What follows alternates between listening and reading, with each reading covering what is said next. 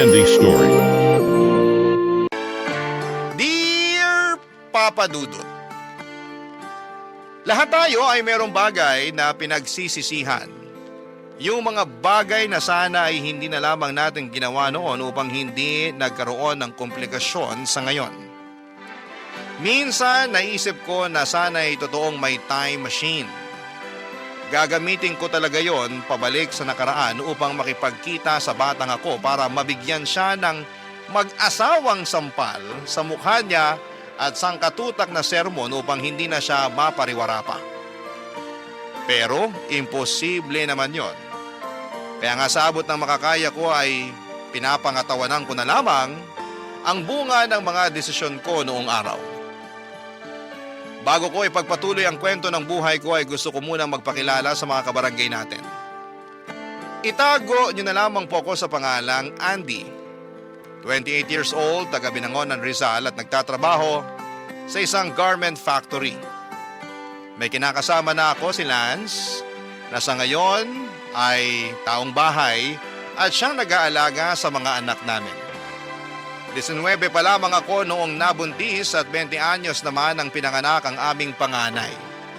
Sa loob ng 9 na taon naming pagsasama ni Lance ay umabot na sa 5 ang aming mga supling papadudot.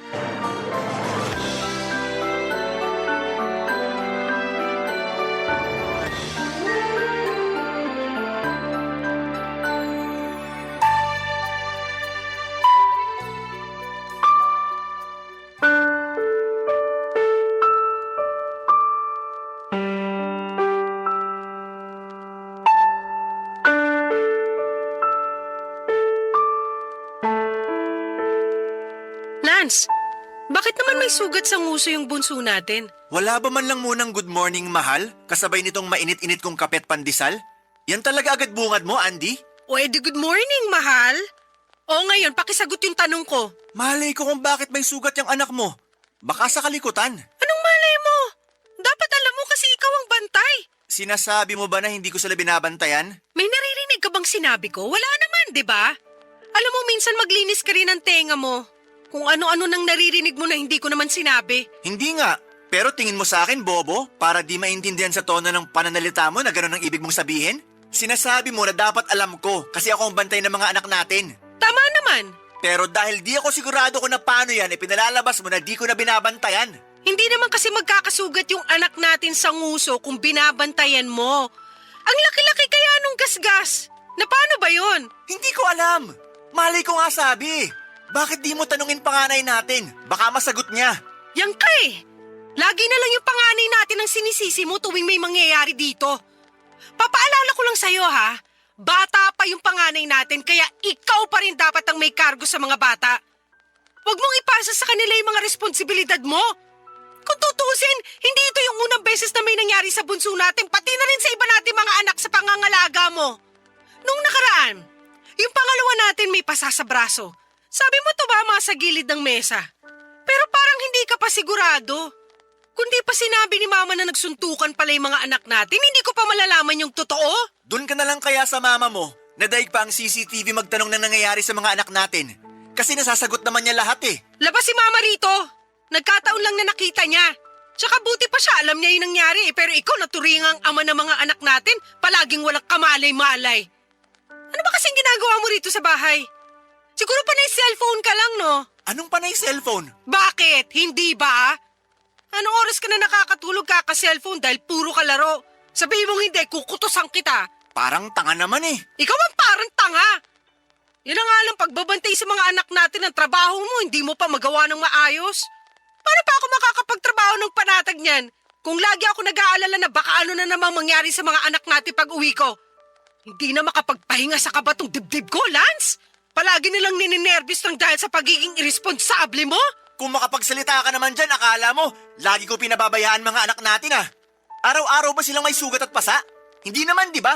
Tsaka mga bata yan. Natural din na malilikot at nagkakasakitan. Sa dami nila, mababantayan ko ba sila isa-isa?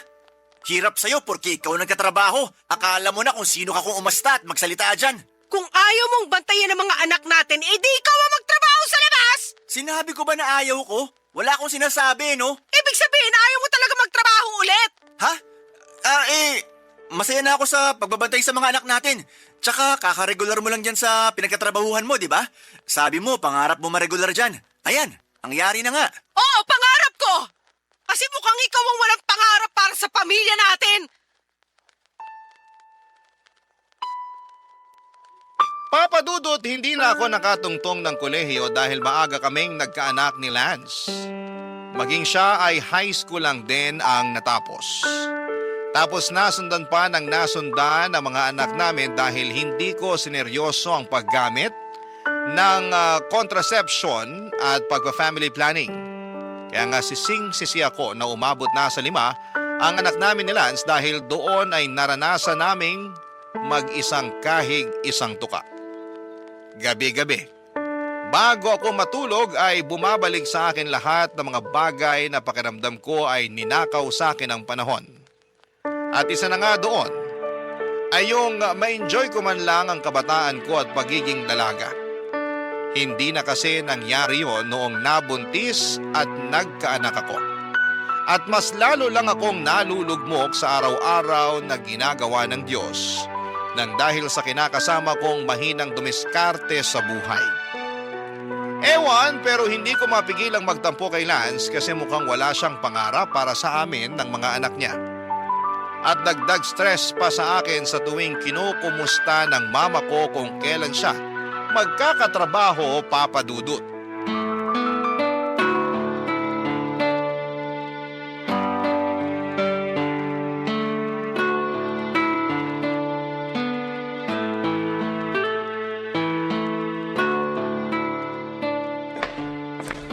Nak, ginabi ka na naman sa pag-uwi ah. Oo nga po eh. Kailangan kasi mag-overtime sa trabaho kasi marami kaming gawa. Ganun ba? Opo. Kaso nakakapagod. Nakakangalay ng batok at ang sakit-sakit na ng likod ko. Umupo ka nga muna dyan sa bangko. Bakit ba kasi nakatayo ka lang dyan sa may pinto? Maghapon na po kasi kaming nakaupo kaya hindi ko na rin ramdam yung puwet ko pero sige po, upo na ako kasi mas napapagod lang akong tumayo. Tulog na po ba yung mga bata? Oo, kakatulog lang nila. Ay, kumain ka na ba? Kumain na. Nakisubo na lang ako doon sa kasamahan ko kanina sa baon niya. Kasi wala na pala akong pera pambili. Ayoko namang umutang sa kantin dahil ang mamahal ng mga paninda nila doon. Pero pag ganun, umutang ka na. Kasi paano na lang kung walang baon yung kasamahan mo, di ba? Opo, ma. Sorry po ah.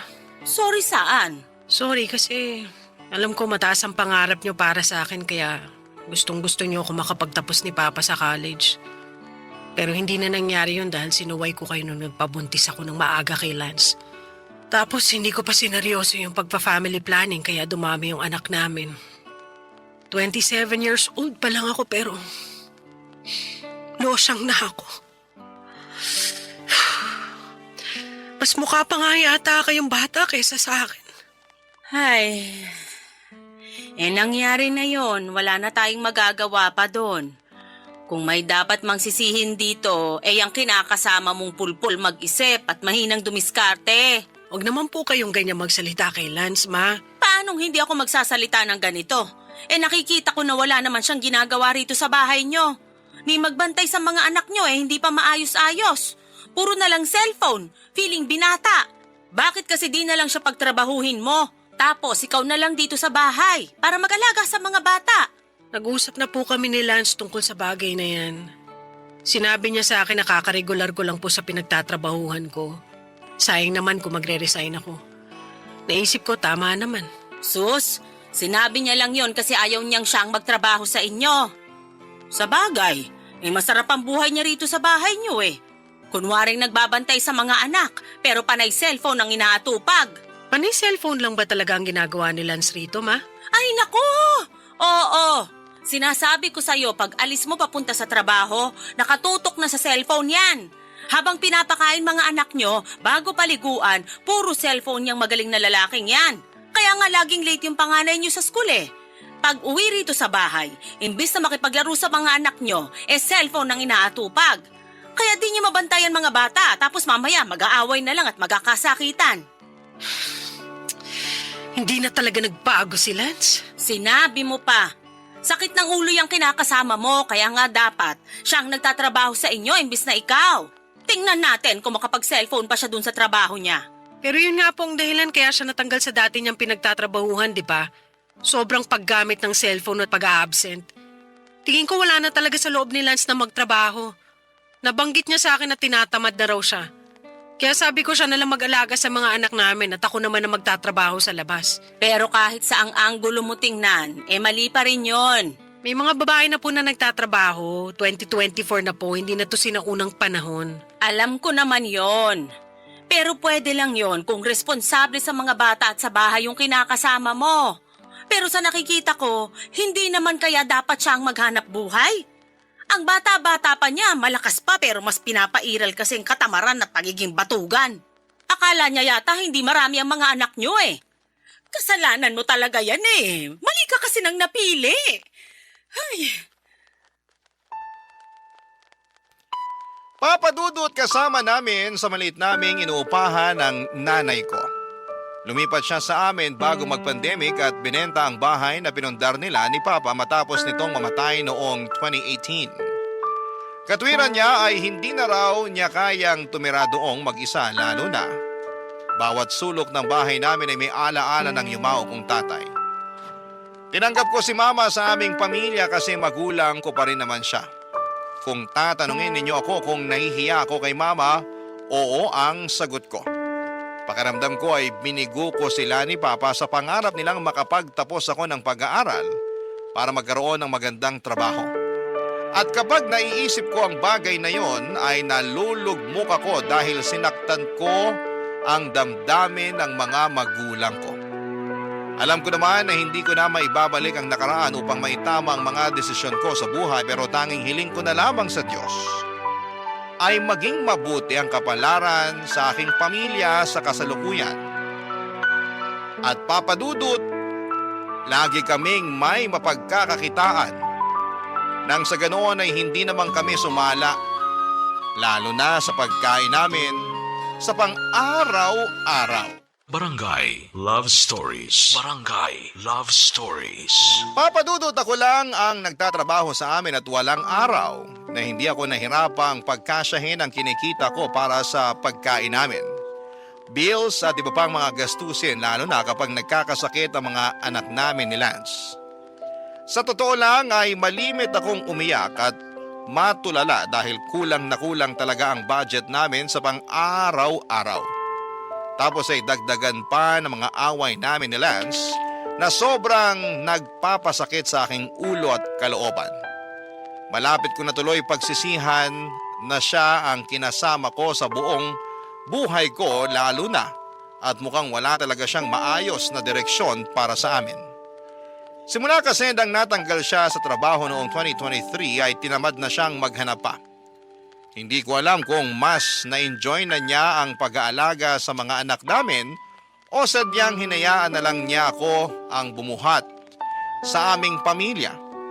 Ewan, hindi talaga ako masaya sa relasyon namin pero hindi ko naman siya mahiwalayan dahil merong kaming mga anak, papadudot.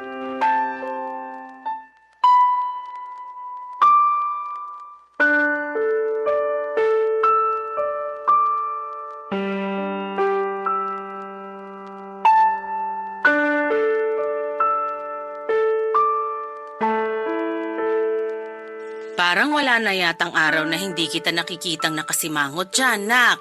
Sorry ma, hindi ko lang po mapigilang malungkot. Huhulaan ko. Tungkol na naman yan sa kinakasama mo, no? Opo, nag-away kasi kami kanina eh. Tungkol saan? Sa mga labahan.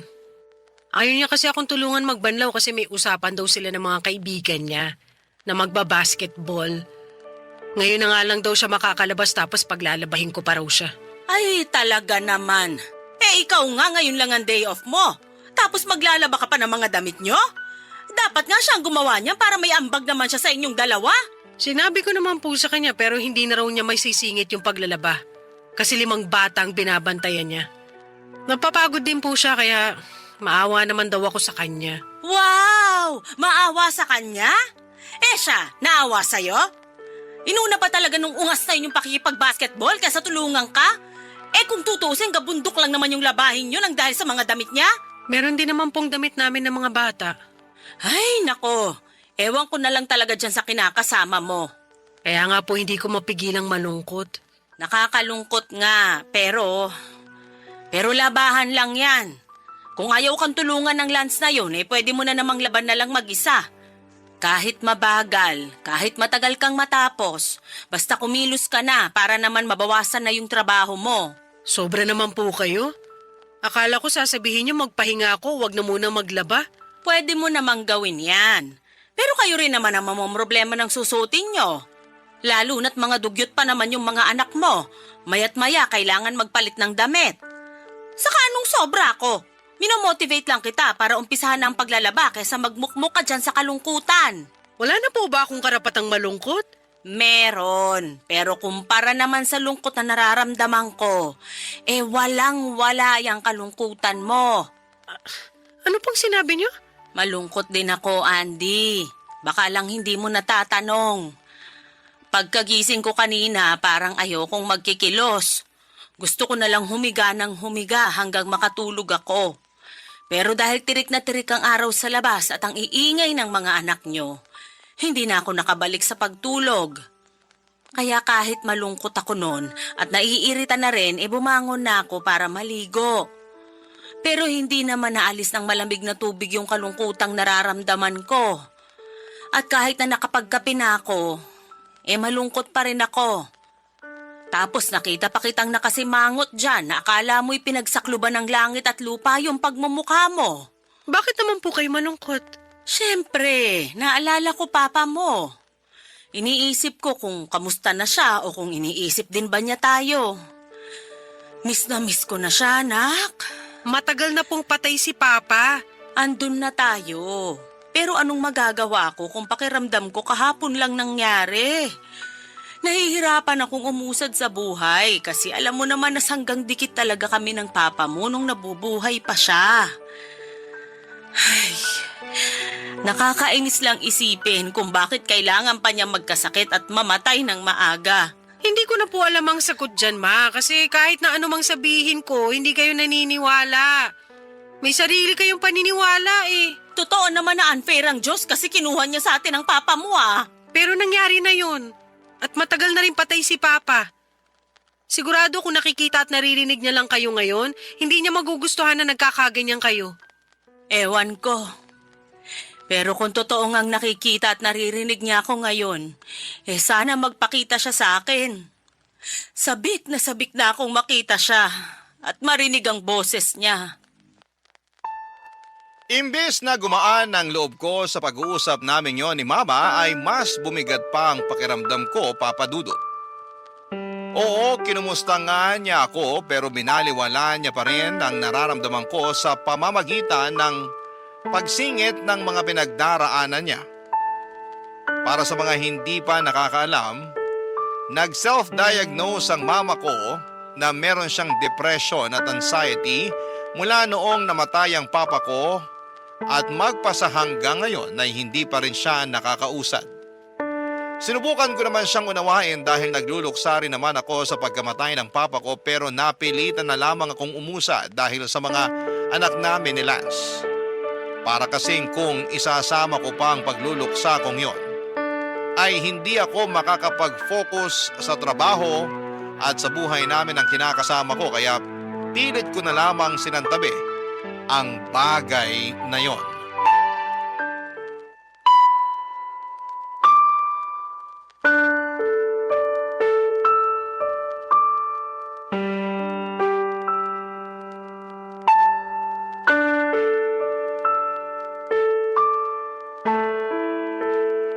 Yung nanay mo talaga, malapit ko na yung makutusan eh. Ano?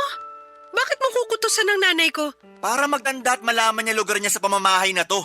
Masyado na kasing pakailamero yung nanay mo. Di na ako natutuwa sa kanya. Hindi pa rin sapat na dahilan yon para pagsalitaan mo siya ng ganyan. At bakit hindi? Pamamahay naman natin to. Alam ko naman yon. Baka lang kasi nakalimutan mo na siya ang nakikitira sa atin. Kaya dapat siya ang makisama sa atin. Kaya lang hindi eh. Masyado nagmamarunong. Akala mo naman kung sino. Ano ba kasing nangyari? Bakit ganyan kainit ang ulo mo? Yung nanay mo kasing taklese. Sinermonan lang naman ako kasi di ko raw inaayos pagbabantay sa mga anak natin. Na puro lang daw ako laro sa cellphone ko. Tapos ikaw nagkakandakuba sa pagtatrabaho. Kalalaki ko raw na tao, batugan ako. Dapat ako raw ang nagtatrabaho sa labas imbis na ikaw na siyang nanay sa pamilya natin. Sinabihan pa akong chismoso nung isang beses na nakita niya ako nakikipagkwentuhan sa barkada ko. Tama ba yun? Tingin ko may punto naman ang mga sinabi sa iyo ni Mama. Sa lagay mas kinakampihan mo pa yung mama mo kesa sa akin na kinakasama mo? Hindi naman sa ganun, pero... Pero na rin yun. Hindi nga kasi! Oh, bakit ka ba naninigaw? Kasi masyado kang mainit dyan. Kumalma ka nga muna. Kalmado ako. Pero punong-puno na talaga ako dyan sa nanay mo eh. Hindi na ako natutuwa sa pagiging pakialamera niya. Para tayong may CCTV sa pamamahay natin sa katauhan niya. Pagpasensya mo na lang si Mama. Pagpasensyahan? Tingin mo di ko yan ginawa? Siyempre ginawa ko na yan. Pinagpasensyahan ko na yung nanay mo kasi nanay mo yan. Pumayag nga ako na patirehin natin siya rito sa maliit nating inuupahan, di ba? Wala ka narinig sa akin. Ngayon pa lang ako nagkakaganito kasi sobra na yung nanay mo. Tapos kapag pinatulan ko't nasagot-sagot magtatampo. Daig pa yung balat sibuyas. Magmumukmuk at iiyak sa sulok na akala mo inaping bata. Kaya nga, wag mo na sagutin si Mama kasi alam mo namang mabilis siyang ma-depress, di ba? Sus, ma-depress niya mukha niya. Tingin ko pauso na lang niya yan Kunwari depressed para intindihin natin, pero okay naman pala. Nung nakaraan, nakita ko yan nakikipagtawanan sa kapitbahay natin Yun ba yung depressed? Tapos maya-maya maglulungkot-lungkutan. Pinagloloko na lang tayo ng nanay mo Kung pinaglololoko man niya tayo, konsensya na niya yon. Tsaka wala rin naman tayo magagawa kung sakaling ang depressed siya o pinipeke lang niya. Ang akin lang, huwag ka na sana masyado magpa-apekto sa mga sinabi sa'yo ni Mama. O baka naman kaya ganyang kakaapektado kasi alam mong totoo yung mga sinabi niya. Ano ba naman yan, Andy? Imbis na gumaan loob ko sa'yo, lalo pang bumigat kasi mas kinakampihan mo pa mama mo. Baka nakakalimutan mo akong kinakasama mo rito. Hindi ko nakakalimutan yun. Pero pareho lang kayo ni Mama kung umasta At paano kami naging magkapareho? Nagtanong ka pa talaga ano pa nga ba? Pareho kayo masakit sa ulo at mahirap intindihin. Nakakabwisit kayo. Akong napapagod sa inyo Kung meron mang nakakabwisit dito, ang mama mo na yan. Buti pa, paalisin mo na nga siya rito. Ha? At saan ko naman papupuntahin si Mama pag pinaalis natin siya rito? Ewan ko. Dami-dami na nating problema. Sa akin mo pa itatanong ang bagay na yan? Malamang ikaw nakaisip Pesteng buhay naman to Papa Dudut, hindi ko masisisi si Lance kung magalit siya sa mama dahil totoo naman lahat ng hinaing niya rito. May pagkapakialamera talaga si mama kahit ako na anak niya ay nakakarinig din sa kanya ng kung ano-ano. Hindi rin sila magkasundo ng kinakasama ko dahil galit sa kanya ang mama ko kasi maaga raw niya akong binuntis at inanakan pa ng marami. Kaya lalong nalugmok ang buhay ko at pamumuhay namin. At lumala pa nga ang iringan at parinigan nila dahil magkakasama kami sa iisang bubong. Pero ang isa pang problema ko ay yung hindi rin masyadong kasundo ni mama ang mga anak namin. Kahit na pinakikisamahan naman niya ang mga apo niya, ay maraming beses ko pa rin naaabutan na sinusungitan ni mama ang mga bata. Mabilis kasi siyang mapikon lalo na kapag maingay ang mga anak namin. Tantrums man o nagkakatuwaan lamang sila. Ang gusto kasi ni mama kapag malungkot siya at miserable ang nararamdaman niya, ay maging malungkot at miserable din kami na katulad niya. Barangay Love Stories. Barangay Love Stories. Papa Dudut, 43 years old pa lamang ang mama ko nang nabiyuda siya matapos mawala ang tatay namin. Simula noon ay hindi na siya bumalik sa pagtatrabaho. Noon ay may pinapasukan siyang opisina kung saan magkatrabaho sila ni Papa bago ito nawala. Pagkatapos niyang mag-resign ay nagmukmok na lamang siya sa bahay namin hanggang sa naisipan niya itong ibenta. May kakaunti silang savings ng papa ko na naubos lang niya sa sugal at ang katwiran niya ay gusto lang naman niyang maglibang. Tapos nung walang-wala na siya ay nagsabi siya sa akin na makikitira siya sa amin kasama ang pamilya ko. Dahil sanay ako na siya ay lagi kong kasama, ay hindi ko siya natiis. Pumayag ako na tumira siya sa amin pero pakiramdam ko ay cargo namin siya ni Lance dahilan para lalong bumigat ang pagdadala namin ng buhay. Malakas pa naman si Mama pero ayaw na niyang magtrabaho kasi nalulugmok siya sa pagkawala ng papa ko. Madalas daw niya kasing maalala si Papa kaya naiiyak na lamang siyang bigla. Ang ending, lagi siyang nagmumukmok sa bahay. At kahit na ilang taon na ang lumipas ay apektado pa rin siya sa mga nangyari. Isang araw ay nagtangka ang nanay ko na tapusin ang buhay niya sa pamamagitan ng paglalaslas ng pulso. Buti na lamang at nakita siya ni Lance kaya hindi pa ganoong kalalim ang sugat at mabilis namin siyang naipagamot, Papa Dudut.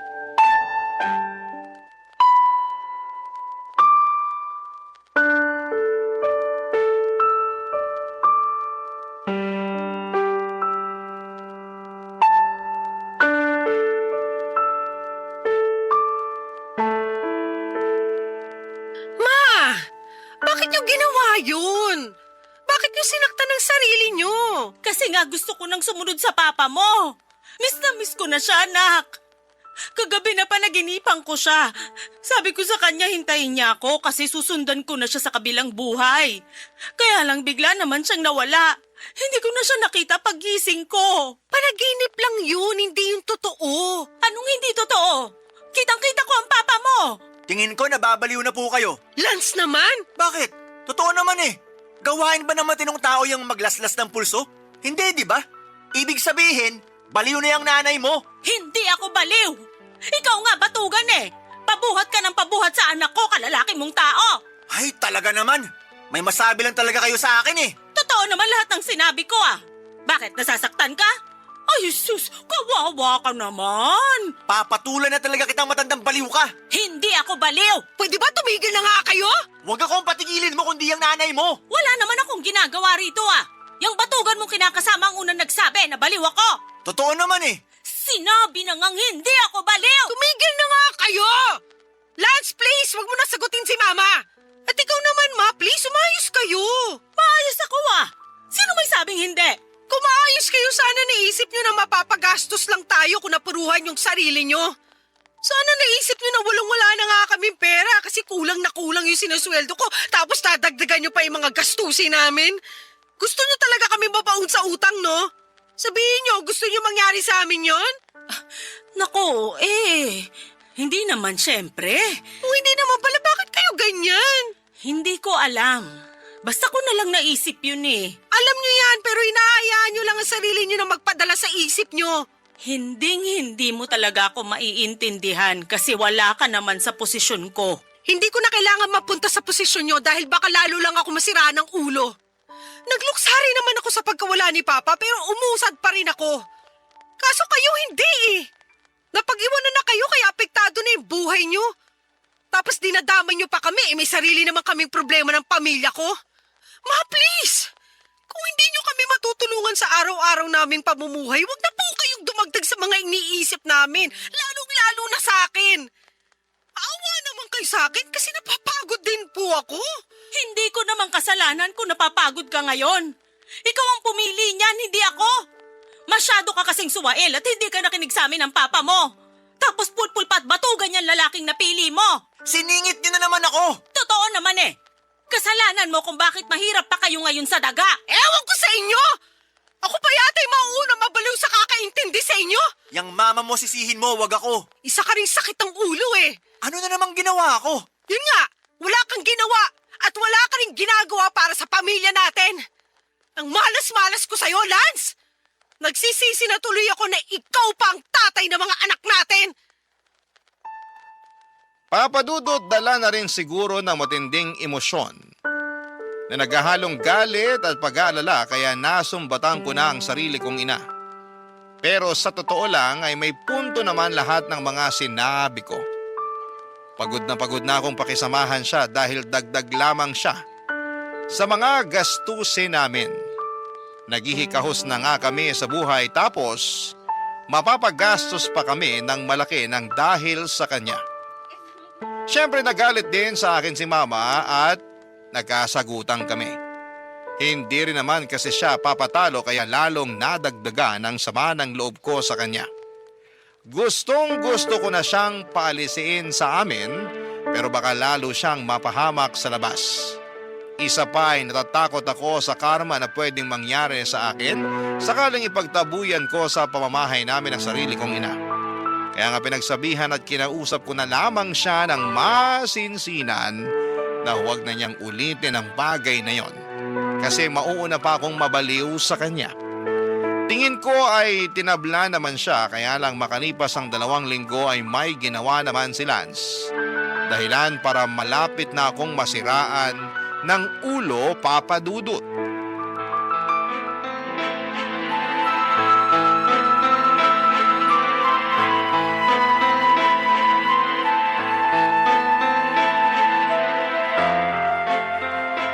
Lance, ano to? Anong ano yan? Teka, bakit mo hawak cellphone ko? Bakit? Masama bang hawakan ko cellphone mo? Hindi, pero... Uy, patay mali siya. Sige, tanong ko, sagot ko. Ano to mga pinaglalike mo na picture ng mga sexy na babae online? Tapos nagko-comment ka pa talaga na parang akala mo wala kang ka-live-in at 5 anak, ha? Wala lang yan. Anong wala? Tingin mo ba sa akin tanga? Para maniwala na wala lang to? Wala nga lang talaga yan. Hindi ako bulag. Hindi ko naman sinabing bulag ka. Ang akin lang, huwag ka masyadong malisyosa. Ako pa talaga ang malisyosa? Nakakabastos naman talaga mga pinagko-comment mo rito. Gusto mo basahin ko? Para malaman mo na nakakaloko ka? Ano, basahin ko? Ha? Wag na. Tsaka akin na nga yung cellphone ko. Masyado kang pakialamere. Wow! Ako pa talagang pakailamera! Akin na sabi yung cellphone ko, Andy. Ayoko nga. Ako naman bumili nito, di ba? Kaya akin to at gagawin ko kung ano gusto kong gawin dito. Anong gagawin mo dyan? Hoy! Ano pa nga ba? Di ba basagin? Wag mong gagawin yan. Huli ka na kasi sinagad mo ng pasensya ko. Kaya dapat sa cellphone na to sinisira! Hoy, tama na. Yan! Yan ang dapat sa cellphone na yan! Apakan ng gamadurog! Pasag na yung cellphone ko. Tama na. Wow, talaga naman! Nakuha mo pang iyakan yan, ha? Malamang. Cellphone ko yan eh. Cellphone mo nga, pero ako naman ang bumili. Kung makapagsalita ka, akala mo kung sino ka, ha? At bakit? Hindi ba? Kasi ipapaalala ko lang sa'yo na ako lang naman na nagtatrabaho at kumikita ng pera sa pamamahay na to. Ako ang bumibili ng pagkain natin, nagbabayad ng bills at kung ano-ano pang gastusin natin. May ambag din naman ako, di ba? May ambag ka? Ano? Anong ambag mo? Yung pagbabantay mo sa mga anak natin? Hindi mo nga inaayos dahil panay ka cellphone? O ngayon, wala niyang pesting cellphone na yan. Siguro naman matututukan mo na yung mga anak natin, di ba? Inaalagaan ko naman ang mabuti mga anak natin. Masyado ko lang nagpapaniwala sa mga sinasabi sa'yo ng mama mong baliw. Huwag mo nang idamay si mama rito dahil lalo lang sumasakit ang ulo ko. Alam mo, Lance, wag mo talaga akong lolokohin at ipagpapalit sa iba. Dahil napakakapal naman ang mukha mo pag ginawa mo yun. Wala ka nang ang trabaho tapos mambababae ka pa? Aba, kung ganun lang din ang gagawin mo, mabuti pang lumayas ka na sa pamamahay natin. Ha? Saan naman ako pupunta kung palalayasin mo ako? Hindi ko alam. Bahala ka sa buhay mo. Kaya nga umayos ka kasi sinasabi ko talaga sa'yo. Hindi ako magdadalawang isip na paalisin kang lintik ka. Wala namang ganyanan, mahal. Alam mo namang hindi ko magagawa sa'yo yun eh. Di ako mambababae. Siguraduhin mo lang talaga kasi may kalalagyan ka sa akin. Oo naman. Siguradong sigurado ako. Buti na yung nagkakaintindihan tayo dahil ayoko namang umabot tayo sa puntong hayaan ko na lang na mawalan ng tatay ang mga anak natin. Kesa naman sumakit lang lalong ulo ko sa'yo. Kaya ayusin mo kasi pagod na ako. Maawa naman kayo sa akin ni Mama. Ang hirap niyong dalin eh. Kaunti na lang talaga. Malapit na akong maglakad ng hubot-hubad sa kalsada kasi nasisiraan na ako ng ulo ng dahil sa inyo. Papa Dudut, hindi ko alam kung tinablan si Lance sa mga sinabi ko pero nakita ko namang nagbago ang reaksyon ng mukha niya. Tapos ay naging malumanay ang boses niya at kasunod noon ang walang humpay niyang panunuyo sa akin. Kahit papaano ay humupa na ang galit ko pero masama pa rin ang loob ko sa kinakasama ko at hindi ko nga siya pinansin noon sa halip ay nakipaglaro ako sa mga anak namin. Pero hindi nagtagal ay nagkabati rin naman kami. Hindi ko na talaga alam ang gagawin ko. Malapit na akong mabaliw ng dahil sa pamilya ko. Hirap na ako magtrabaho dahil hindi ako nakakapag-focus. Pakiramdam ko ay para akong punong kahoy na mabubuwal anumang sandali. Sa kasalukuyan, ako pa rin na naghahanap buhay sa amin. Kasama pa rin namin si Mama sa bahay. At paminsan-minsan ay nalulugmok at nalulungkot pa rin siya. Pero buti na lang dahil may pinagkakaabalahan na siya. Gaya ng pagtitinda niya ng almusal sa tapat ng bahay namin tuwing umaga hanggang tanghali. Dalangin ko na sana lang ay magtuloy-tuloy na kasi kahit paano'y nakakatulong din naman ang maliit niyang kita sa amin ng pamilya ko. At pangarap ko na mapatignan ng mama ko sa eksperto sakaling may sapat na kaming pera para matulungan siya sa kanyang depresyon. Hanggang dito na lamang po ang sulat ko, Papa Dudut. Maraming salamat po sakaling mapili po ninyong i-ere sa inyong programang Barangay Love Stories.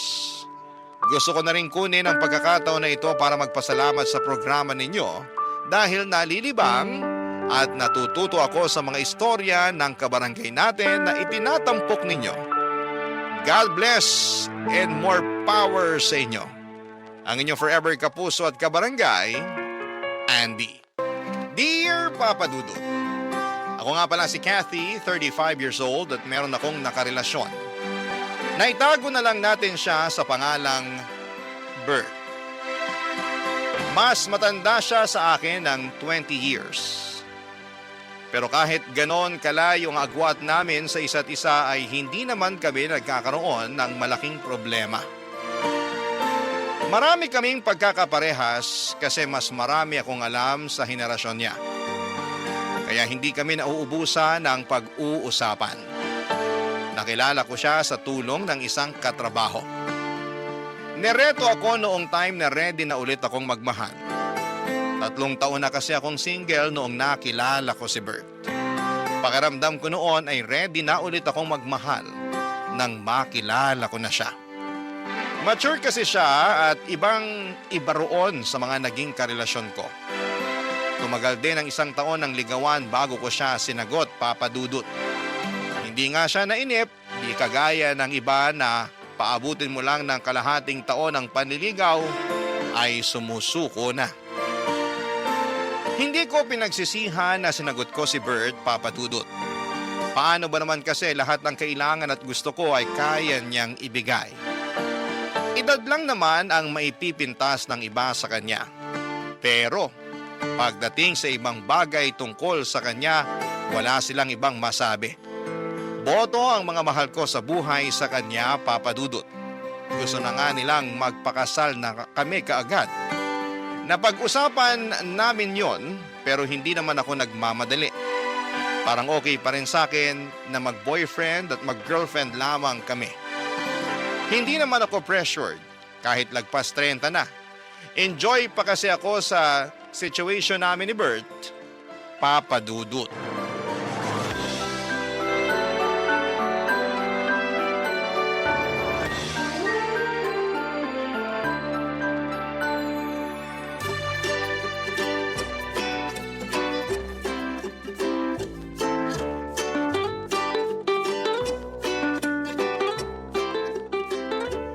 Saan tayo sa day off ko? Ikaw ba?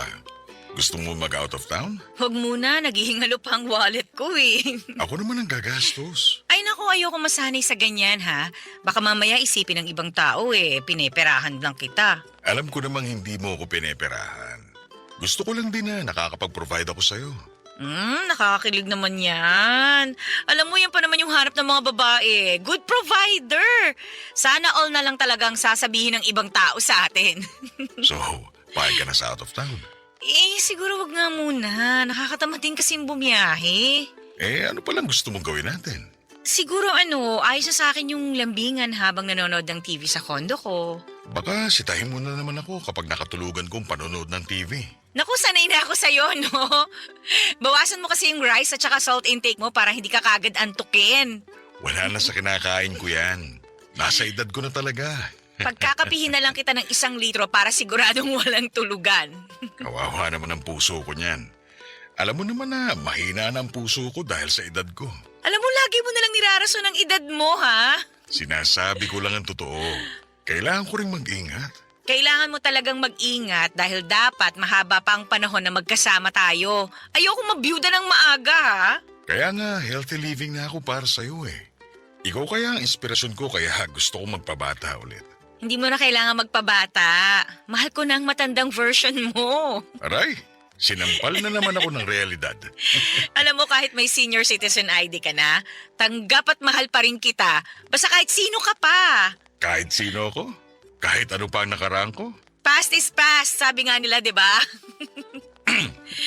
Speaking of past, Uy, kinakabahan naman ako dyan. Huwag mo sabihing may asawa ka pa pala, ha? yan naman ang wala. Alam mo namang matagal na kaming anal ng dati kong asawa, hindi ba? O so ano nga yung past na sinasabi mo? Tungkol sa anak ko. Ha? May anak ka na? Oo, Joy ang pangalan niya. Nag-iisa lang. Anak ko sa una. Eh bakit ngayon mo lang sinabi sa akin? Baka kasi busted din mo kapag nalaman mong may anak na ako eh. Ang babaw naman ang tingin mo sa akin. Tanggap ko naman kung una pa lang sinabi mo nang may anak ka na. Wala na rin naman ako magagawa kasi nabuo na yung batang yun eh bago pa ako dumating sa buhay mo. Hindi na siya bata. Ilang taon na? 30 years old na siya. Wow, mas matanda lang ako ng 5 taon. Oo, pero minsan isip bata yun kaya para na rin siya mas bata sa'yo ng 20 years. Ano ba to? Halos magka-batch na kami ng anak mo eh. Hindi naman mahalaga ang edad, hindi ba?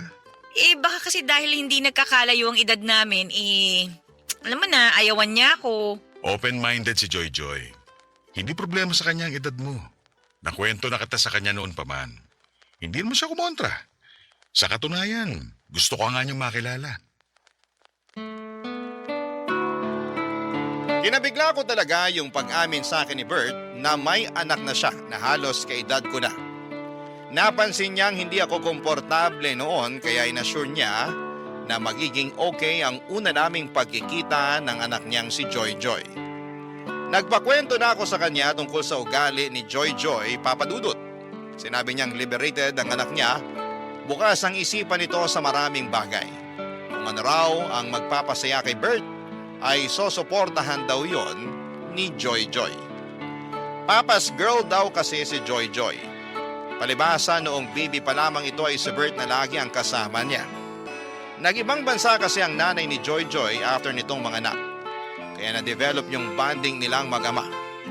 Kahit nung time na nagkahiwalay na si Bert at ang asawa niya ay hindi nagbago ang koneksyon ng mag-ama, Papa Dudut. Kahit tuwing weekends na lamang daw sila magkita pero madalas pa rin silang nagkukumustahan, salamat na lamang sa social media.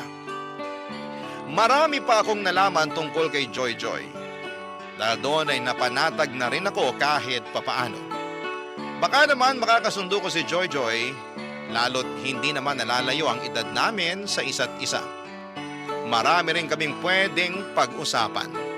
Naisip ko nga rin baka pwede na rin kaming maging magkaibigan. Weird yon kung iisipin, pero para sa akin ay maganda ngayon para mas lalo akong mapalapit kay Bert. Alam kong mahal na mahal ni Bert si Joy.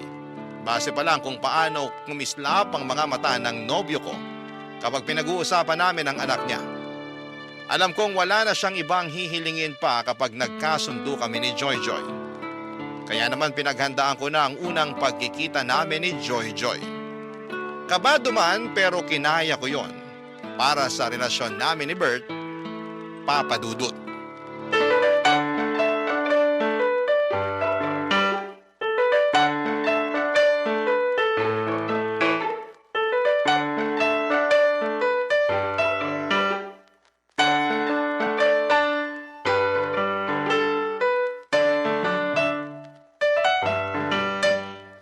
Joy, ito pala ang tita Kati mo.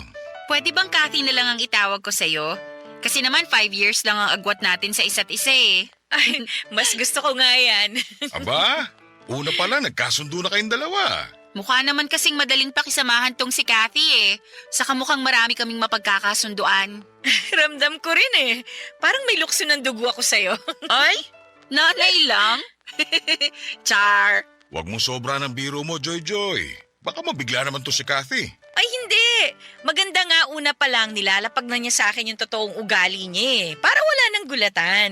Alam mo ngayon pa lang, gusto na kitang maging stepmother. Pero mas mukha tayong stepsisters. Oo nga pala, Joy. Dito matutulog sa bahay si Kathy, ha? Si Papa naman, anak ba kita para magpaalam ka sa akin kung pwedeng matulog ang girlfriend mo sa bahay mo? Baka lang kasi dito ka rin matulog ngayon. Eh dito naman talaga ako matutulog ngayon. Nakaschedule na, di ba? Wala namang kaso sa akin kahit maglambingan kayo magdamag ni Kathy. Basta wag lang kayo masyadong maingay sa kwarto, ha? Walang kaalampagan ng kama. Hoy, huwag yung ganyang biro, ha? Hindi naman maiilang tong si Kathy. Ako ang naiilang eh. Eh di sorry. Sorry Kathy ha kung nabibigla ka sa bunganga ko. Sana masanay ka na. Ganito lang talaga ako makipag-usap kay Papa para lang kaming magkaedad. Naku, okay lang yun. Parehas lang tayo. Parang kaedad ko lang din ng tatay ko kapag kinakausap ko siya. Eh nagkikiss din ba kayo ng tatay mo? Kiss? Oo, bumibesa ako sa kanya pag nagkikita kami. Ha? Beso lang? Para naman kayong magkaibigan lang? Eh, paano pala dapat? Pa, beso lang yung sa kanila oh. Bakit tayo kiss sa lips? Kiss sa lips? Oo. Yun ang nakasanayan namin mula nung baby pa siya. Love language namin yun. Nung bata pa lang si Joy. Mula pagkabata niya hanggang ngayon. Hanggang ngayon? Consistent kami ni Papa dyan. Joke to, no? Anong joke? Sampulan nga natin pa. Okay na. Hindi na kailangan patunayan yung joke nyo. Natatawa na ako. Bahala ka. Pa, alis muna ako. Tumatawag yung best friend ko. Gala lang kami sa mall. Balik ako mamayang dinner. Agahan mo ha. Sumabay ka sa amin ni Kathy mag-dinner. Sure. Bye, Kathy. Bye, Pa. Pakis nga ako. Lambot naman ang lips ng dalaga ko. O ingat ka ha. Update mo kami ni Kathy ha. Ang inakala kong biro ay totoo pala. Nakita ko kung paanong naglapat ang mga labi ni Bert at Joy. Naghalikan talaga sila sa harapan ko at hindi ako nakapagsalita kaagad, Papa Dudut. Inoobserbahan ko kung nagbibiro pa rin sila pero mukhang hindi na. Seryosong kumaway na paalis si Joy habang si Bert naman ay nagtungo muna sa kusina para i-check kung ano ang pwede niyang iluto para sa dinner naming tatlo. Naiwan naman ako sa sala na takang-taka kung bakit may gumagawa pa ng ganon. Masyado lang ba akong malisyosa at normal ba na sa edad ni Joy na yon ay hinahalikan pa siya sa labi ng sarili niyang ama? Ako lang ba ang hindi komportable sa sitwasyon na nakikita ko? Kailangan ko bang sanayin ang sarili ko sa nakasanayan nilang mag-ama? Hindi namin napag-usapan ni Bert ang tungkol sa halik na yon. Parang ako pang nahiya sa nakita ko at hindi ko naman pinahalata sa kanya na nabigla ako sa naging halikan nilang mag-ama. Pagkabalik ni Joy ay nakita ko naman silang naghalikang muli sa labi. Isang malaking pasanin sa akin na ipakita na okay lamang ako sa nakasanayan nilang gawin. Bakit sila ganon? Hindi naman ako conservative na babae pero alam ko kung ano yung limitasyon. Close din naman kami ng tatay ko pero hanggang beso lang ang pupwede. Kina Bert at Joy kailangan talagang magdikit ang mga labi nila ng matagal. Naintindihan ko kung musmus pa lamang si Joy pero dalaga na siya. Halos kaedad ko na nga siya. Hindi ba dapat may boundaries na rin silang mag-ama pagdating sa bagay na yon, Papa Dudut? Barangay Love Stories. Barangay Love Stories. Papa Dudut, marami pa akong napapansin sa kanilang mag-ama habang tumatagal na nakakasama ko sila. Sobrang komportable nila sa isa't isa na wala na silang pakialam kung komportable pa ba ang iba kapag nakikita sila. Meron nga noong magkasama kaming kumain sa isang restaurant, silang dalawang mag-ama ang magkatabi. Inakala ng lahat na sila ang magkarelasyon at kaibigan lamang ako ni Joy. Paano ba naman kasi iba ang dikitan nila sa isa't isa? Iba rin ang yakapan na akala mo ay magkarelasyong sabik sa bawat isa. Panay din ang halikan nila sa labi kahit anumang oras nila piliin. Doon ako hindi nakatitig ng mabuti, Papa Dudut. Samantalang kami ni Bert bihira lamang kung maghalikan sa labi. Hindi rin kami gaanong naglalambingan at nagyayakapan. Pero silang mag-ama, kayang-kaya po nila. Minsan gusto ko nang sabihin sa kanila na hindi ako komportable, kaya lang nauuna lagi yung takot ko na baka ma-misunderstand nila ang pinanggagalingan ko. Hanggat maaari ay ayoko namang magkaroon kami ng hindi pagkakaunawaan ni Bert. Saka napapalapit na rin kasi kami ni Joy sa isa't isa. Ayoko ring masira ang nasimula naming samahan. Ang hirap pa namang ibalik ang magandang samahan kapag nagkalamat na. Kaya pinilit kong itikom ang labi ko para lamang masigurado na hindi ako ang magiging dahilan para lumayo ang loob nila sa akin. Pero isang araw ay meron na naman akong hindi nagustuhan sa ginawa nila. Kararating ko lamang noon ng bahay ni Bert at naabutan kong magkasama sina Joy at Bert. Nakasuot ng nightie si Joy na sobrang nipis. Wala rin itong suot na bra. Dahilan para mailang ako, Papa Dudut.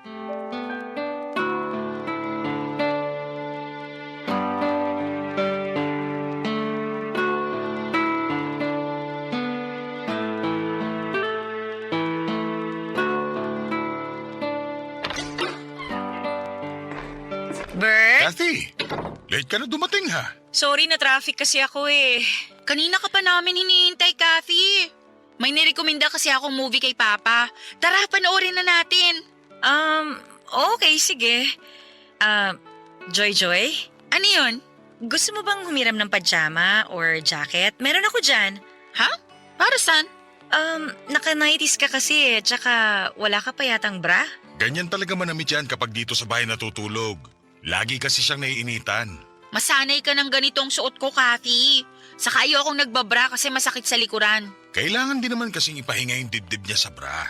Hayaan mo na siya. Okay. Kala ko kasi wala siyang magamit na ibang damit. Hindi nga rin ako nakapanty eh. Seryoso ka ba dyan? Yan ang payo ko sa kanya. Binabasa kasi ako na dapat hindi palagi nagpapante ang babae. Dahil? Nakalimutan ko na eh. Magpalit ka na ng pambahay para makanood na tayo rito. Dali. Joy, sure ka bang ayaw mong humiram ng ibang damit sa akin? Hindi nga, okay lang ako. May problema ka ba sa damit ko? Baka lang kasi kabagin ka. Baka hindi ka komportable. Ito na ang pinaka-komportableng damit ko.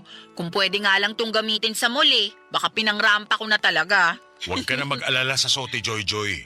Asikasuhin mo na lang ang sarili mo para makanood na tayo. True. Saka, Kathy, okay lang ba kung kami ni Papa ang magtabi habang nanunood? Kasi maingay kami pag nanunood eh. Baka maistorbo ka. Ayos lang naman. Madikit lang kasi itong si Joy sa akin kapag nanonood ng TV. Lalo kapag sa sinihan at horror pa ang pinapanood. Naku, iba ang dikit ito sa akin. Kumakandong pa nga ako kay Papa kasi lagi ako natatakot eh. Kumakandong? Nakasanayan na naming dalawa yun. Kumakandong siya sa akin lalo kapag nangangalay na yung likuran niya. Lagi kasi sumasakit ang likod nitong dalaga ko eh. Kumakandong kahit ganyan ang suot niya? Oo, wala namang masama. Nakadamit naman si Papa ng maayos. Pero ikaw... Alam mo ikaw, mukhang may problema ka sa suot ko. Huwag mo na nga akong plastikin, sabihin mo na. Medyo nabigla lang kasi ako. Hindi kasi ako sanay makakita nung, alam mo na, nung babaeng naka-nighties. Medyo conservative kasi ako eh. Ikaw? Conservative? Hindi ka naman ganun eh. Ganun ako, no? Baka hindi lang halata. O sige na nga, naniniwala na ako. Papa, Ano yun anak? sumasakit na naman yung likod ko. Kakandong ka na? Opo, please.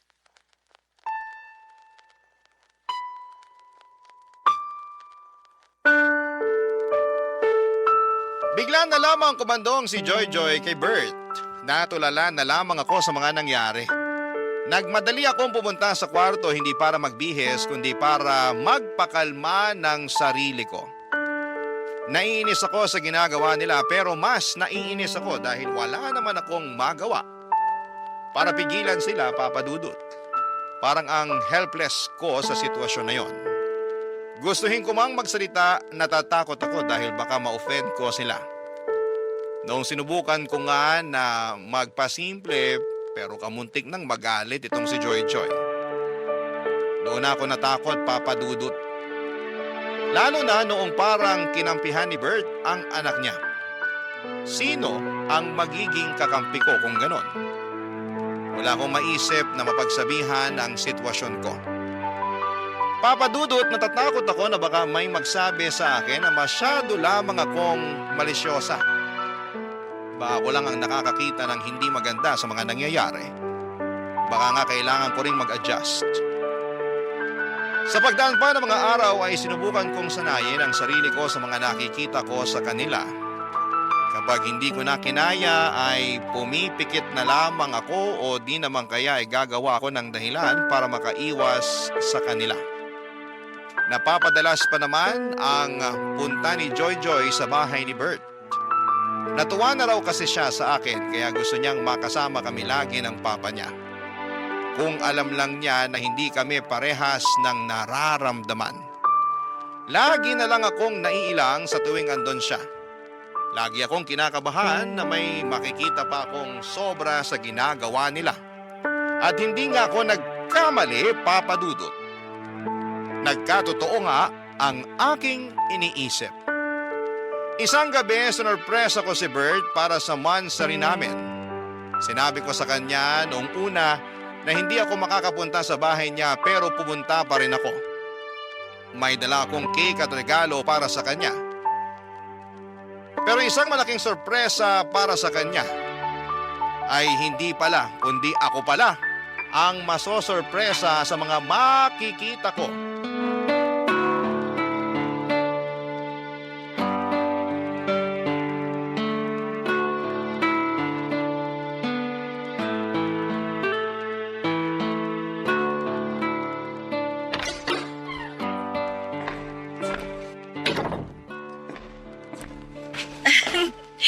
Happy Mansari! Kathy, akala ko hindi ka pupunta. Gusto kitang sorpresahin eh. Happy Mansari! Ikaw talaga. Sana nagsabi ka. Di hindi na yung surprise.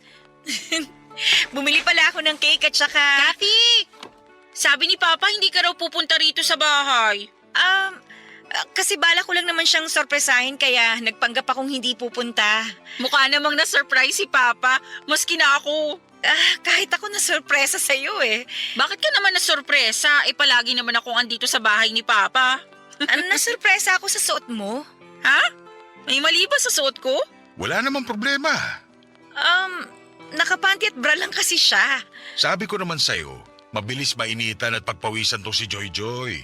May aircon naman, di ba? Hindi effective yan sa akin. Di ba, Papa? Kahit combo pa ng electric fan at aircon, may initan pa rin niyang si Joy Joy. Tingnan mo sa susunod para maniwala ka. Buti nga naabutan mo pa akong nakabra ngayon eh. Madalas kasi. Hindi siya nagbabra? Ba't pa ba ako nagtaka? Uy, may dala kang cake! Ano flavor to, Kathy? Mocha. Uy, paborito ko to. Pa, subuan mo ko ha. Sige, ikaw pa ba? Kuha ka na rin ng platito at panghiwa. Teka, punta na ako ng kusina. Bert, kailangan nating mag-usap. Para saan? Kain muna tayo. Hindi na ako kakain. Sa inyo na lang ni Joy Joy ang cake na to. May problema ba? Hindi ba halata? Ano bang problema? Kayo ng anak mo. Hindi mo ba nakikita kung gaano kasagwa yung mga ginagawa nyo? Anong masagwa? Excited na akong lantakan tong cake. Papa, kandungin mo ko please. Masakit na naman tong likod ko eh. Teka lang muna, Joy Joy ha. Nag-uusap pa kami ni Kathy. Wala na tayong dapat pag-usapan. Pakinggan nyo kung paano kayo mag-usap ng anak mo para maintindihan mo kung bakit ako ganito. Teka, ano bang nangyayari? Pumunta lang ako ng kusina tas nag-aaway na kayo bigla? Ikaw, Joy Joy, kasali ka sa problema. Bakit ba kasi ganyan ka manamit sa tuwing nandito ka sa bahay ng papa mo? Kasi bahay naman to ni Papa ko at isusuot ko kung anong gusto ko. Dalaga ka na! 30 ka na! Ilugar mo naman ang pananamit mo. Hindi pwedeng naka-brat panty ka lang tapos kakandong ka sa tatay mo. Ano yun? Tapos lagi kayo naghahalikan sa labi? Malisyosa lang ba ako o mali na yung ginagawa nyo? Malisyosa ka lang. Walang mali sa ginagawa namin ng anak ko. ito na ang nakasanayan namin bago ka pa dumating. Huwag naman sanang marumi ang isip mo, Kathy. Gusto pa naman kita para kay Papa. Thank you na lang, pero hindi ko na kaya tong ginagawa nyo. Sa inyo na tong cake. Mag-enjoy kayong kumain habang magkakandong. Sa sobrang inis ko ay nagmadali na akong umalis. Nanginginig ako naglakad palabas ng bahay. Hinabol ako kaagad ni Bert at pinigilan niya akong umalis at gusto niya akong kausapin. Sinubukan ko naman siyang pakinggan pero nilalabanan pa rin niya na wala silang ginagawang masama ni Joy Joy.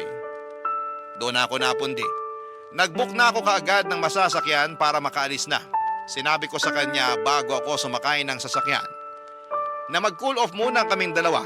Gusto kong mag-isip-isip kung tama pa ba na makipagrelasyon sa kanya dahil hindi ako komportable sa kanila ng anak niya. Wala naman na siyang nagawa kung hindi ang pumayag. Hinayaan na rin niya akong makaalis. Sa loob ng sasakyan ay doon ko ipinagpatuloy ang pag-iyak. Nang makauwi ako ng bahay ay hindi pa rin natapos ang sama ng loob ko. Nagkulong ako sa kwarto para umiyak ng umiyak.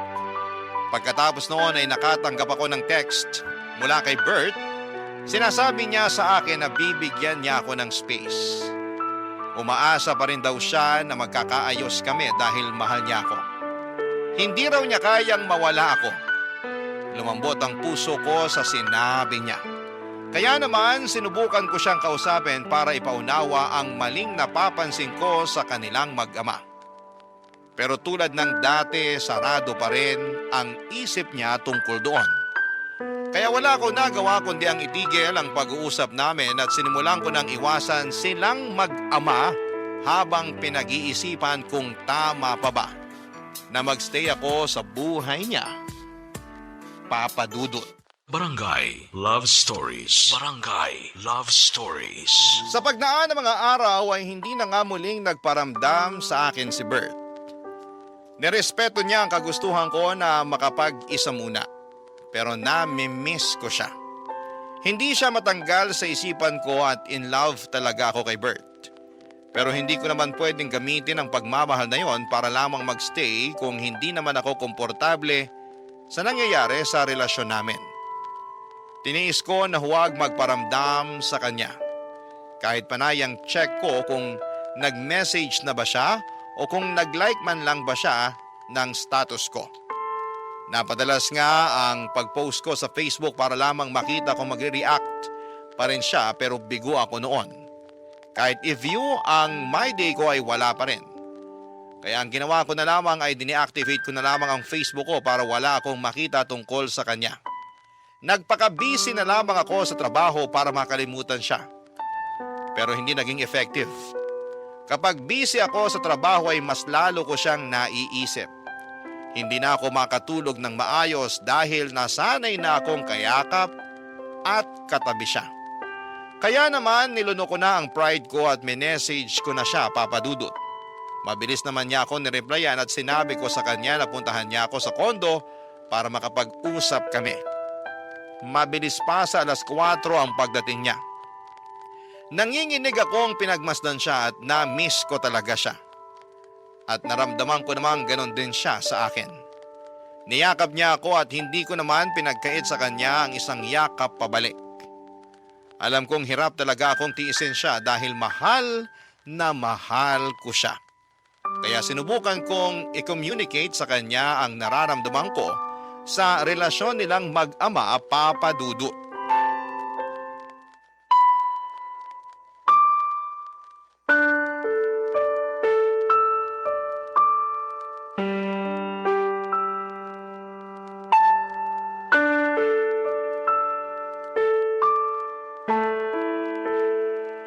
Namiss talaga kita.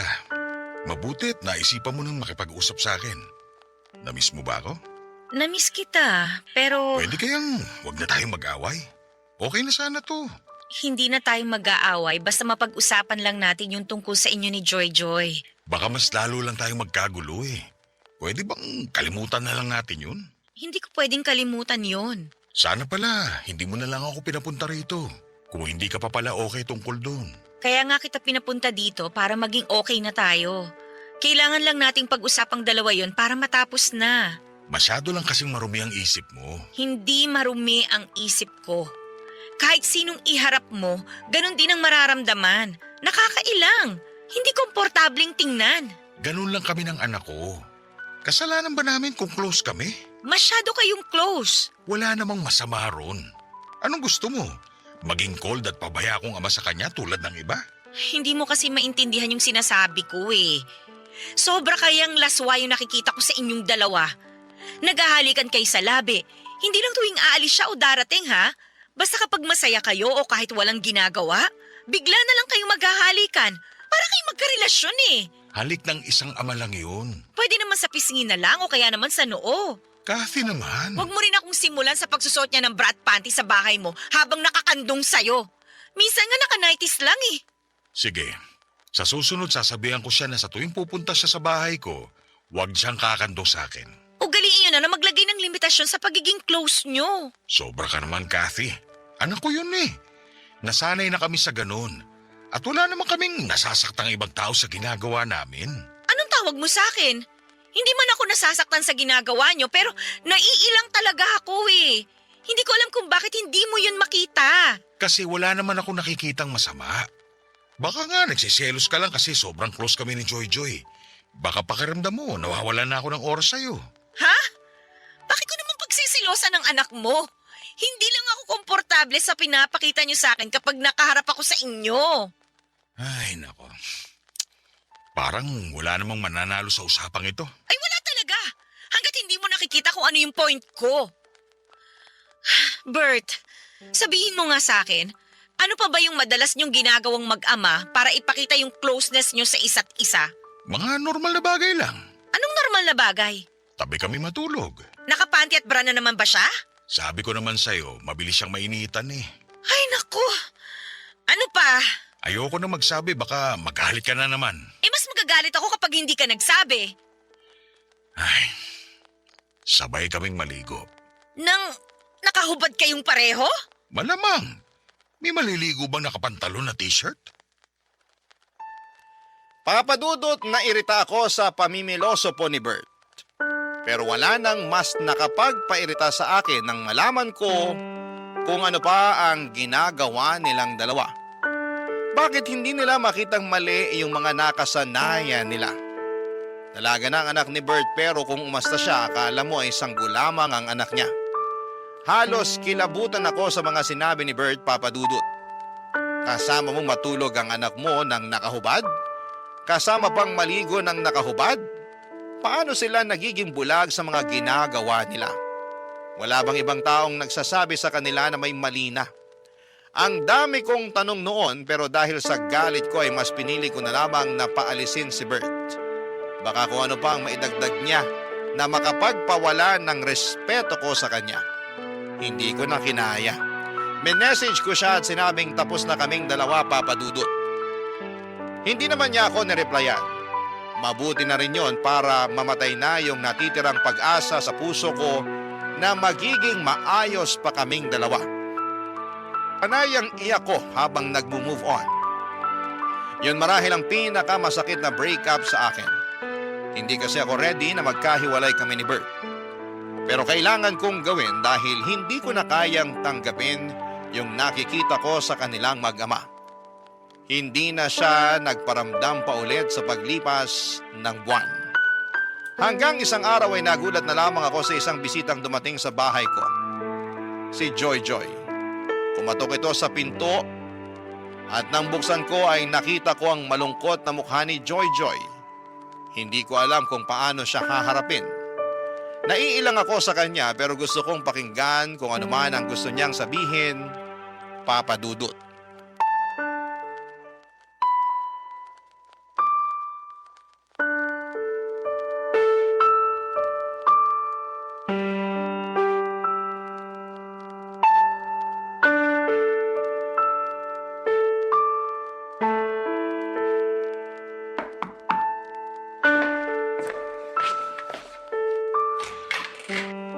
Anong ginagawa mo dito? Makikipag-usap sana sa'yo. Pasok ka. Inutusan ka ba ng papa mo na pumunta dito? Hindi, nagkusa ako. Tungkol saan naman ang pag-uusapan natin? Alam mo na kung ano. Hindi naman na kailangan. Hiwalay na kami ng tatay mo eh. Wala na ring sense para pag-usapan pa yon. Alam kong mahal niyo pa ang isa't isa. Lalo na si Papa. Kung alam mo lang kung gaano kalungkot si Papa ngayon. Kasalanan naman niya. Hindi niya ako pinakinggan eh. Pinakinggan ka naman namin. Kaya lang, kami ang hindi mo maintindihan. Ako nga tong hindi niyo maintindihan eh. Wala bang nagsasabi sa inyo na nakakailang ang mga ginagawa niyo? Wala naman kaming natatapakang ibang tao. Yung tanong ko ang sagutin mo.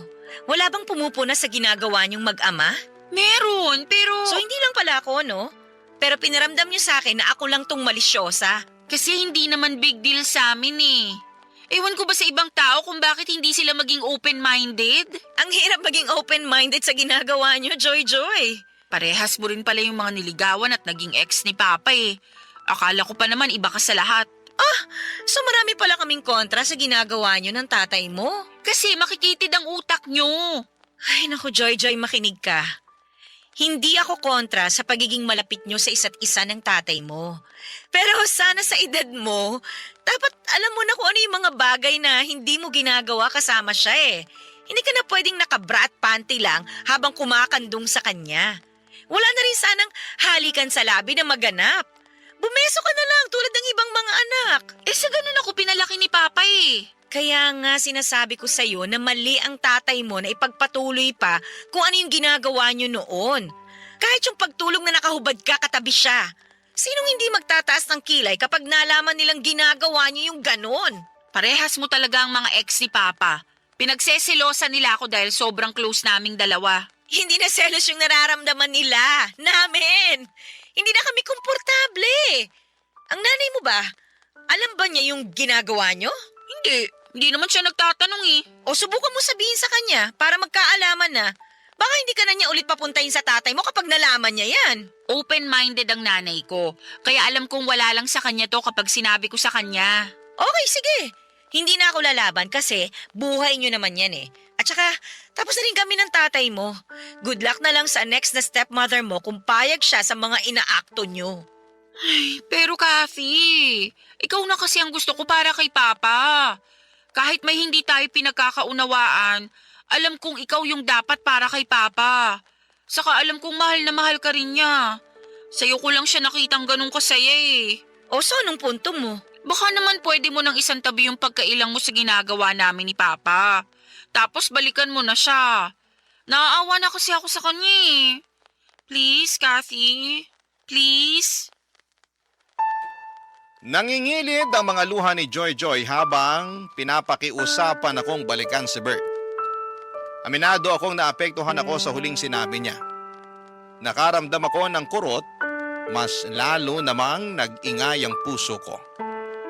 Isinasagawa na naman nitong isinisigaw na naman nitong muli si Bert. Bigla ko namang na-miss si Bert, Papa Dudut. Pinalis ko muna si Joy para makapag-isip-isip ako bago siya tuluyang lumabas ng pintuan.